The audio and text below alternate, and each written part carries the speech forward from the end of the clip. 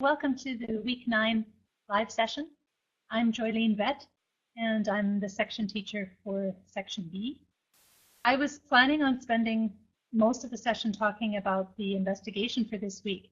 Before I get started, are there any other topics or any other questions that people have brought to the live session you want me to make sure I make time for? If you have some, you could write it in the chat or quickly turn your microphone on for a minute to let me know. So this week you should be working on the investigation from week 9. Hopefully you have found your group. If anyone has any trouble finding their group, you can just put that in the chat and I'll go through how to find that. But I'm hoping that everyone has done that already. And there should be a kickoff session for your group. Here's the assignment. Note that this diagram may not be to scale. One of the first things that you are asked to figure out is how accurate the diagram is. And one of the assessment criteria in criterion D says that you're using technology. So our advice is to use GeoGebra and try to recreate this diagram. Note this part, the access to the land. This is where we access the land from. And so when you start working on dividing the land into two, make sure that you consider that you divide the land into two in such a way that both halves can still access. We're told that the measurements are accurate.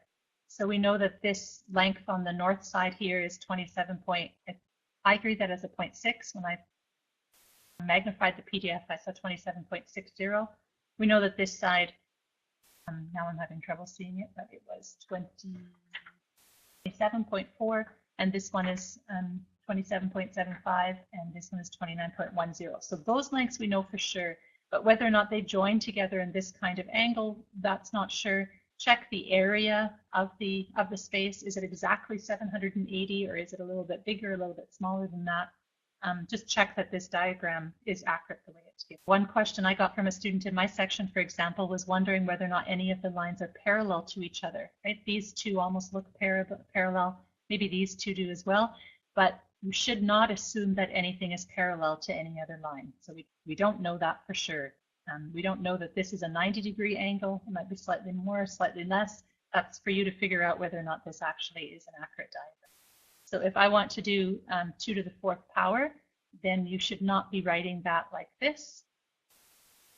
You must do it in the proper notation. So one possibility is to do that by hand and to scan in your work at the end.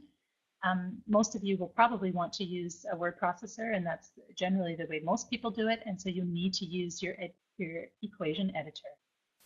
Everyone online right now feel comfortable using their equation editor, or is that something that I should demonstrate? Most people feel comfortable with that that are online right now. So for those that might be listening to this recording later, if you don't know where to find that, I've seen the majority of students seem to be using Word as your word processor. So that would just be going into the Insert menu from the top of the screen with your different menu options. You have an Insert menu. Go to your Insert menu, and down towards the bottom there should be Insert an Equation. This was one piece of work that did a really, really good job on this. This rational analysis. A nice 2 or 3 line introduction to the problem would have been good to include here. But they go very quickly into sorting the different types of rational equations into their categories. So they first dealt with quadratics over quadratics. Nice diagram, everything's explained. They're using formula as well. That's all really good. And that's kind of all the background information to the investigation. And now my question is where I can possibly answer questions that you're stuck on or things that are proving to be a little bit tricky. Have to be careful. I can't, do the assignment for you now in this session, but I can try to answer questions or give you some hints and help you along. That would be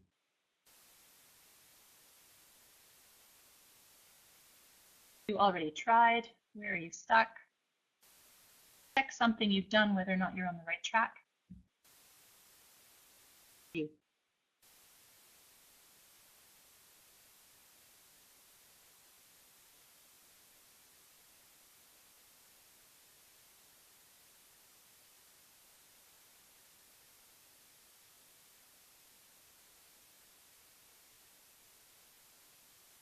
Nobody have any questions about this investigation?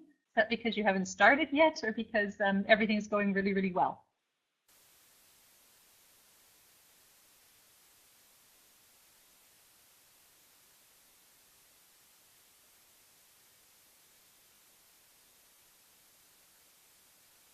Stephen, that's all right. And I would recommend, if you haven't started yet, to do that as soon as possible. Week 10 starts in 2 days, and you're going to have new material to work with. And week 10 is quite intense. There's quite a bit to do. So I would recommend trying to get this at least started, even though it's not due for another week. At least have your kickoff session and figure out how your group is going to work so you know what your tasks are. You also have the week 2 unit test due by tomorrow, so there's quite a bit going on.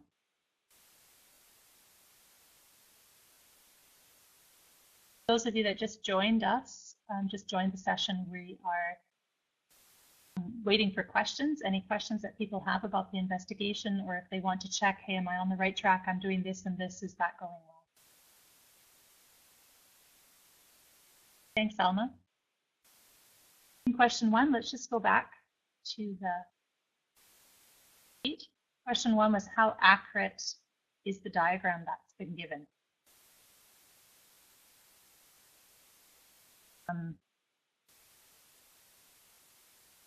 Yeah. Of course, if it's completely accurate, if you think it's exactly accurate, then there's not going to be a whole lot to write about that. You can say, yes, it's accurate. The angles are approximately this, this, and this, and match what's in the diagram. Not accurate, then obviously giving the correct diagram will be important. Mia, can you work off the diagram? Yes, certainly. You are encouraged to also use GeoGebra because of criterion D. You're supposed to be using technology, so you need to also use technology, but that doesn't mean you can't work off the actual physical picture of it. If you don't have a printer, you don't have a way of printing it off, you can also just apply a ruler and a protractor to the screen. That can work too, or some people will have on-screen protractors they can use if they take an image shot of this. But just keep in mind, if you're doing it off of a screen, then you need to indicate how big your screen is, right? You'll have to give the size of the sheet of paper, because that's obviously going to change your... When it says the measurements are accurate, does it mean the area given is also accurate?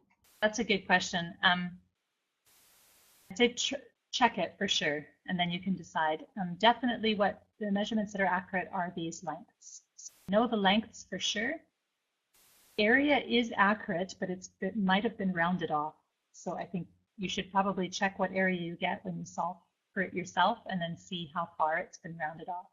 I'm going to the closest meter squared here, but I'm giving measurements to the closest centimeter, then it's probably unlikely that it's going to be exactly 780 meters squared. No one needs me to look at radians? You're all good?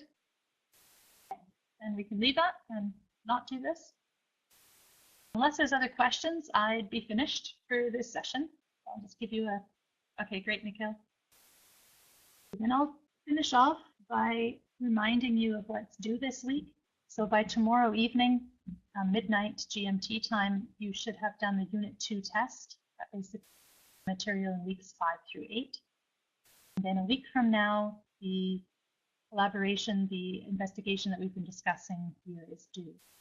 Two big things. I wish you all the best, and luck with the investigation. Hope you find your groups and get some good collaboration going. I've enjoyed doing this session with you. All right, bye everyone.